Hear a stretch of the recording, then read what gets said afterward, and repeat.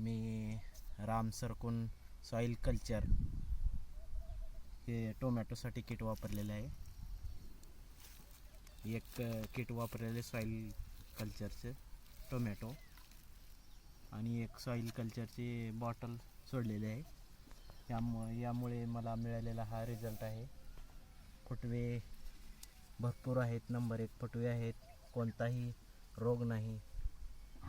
या पानाची कॅनोपी भरपूर आहे, शेटिंग पण छान आहे, नंबर 1 आहे.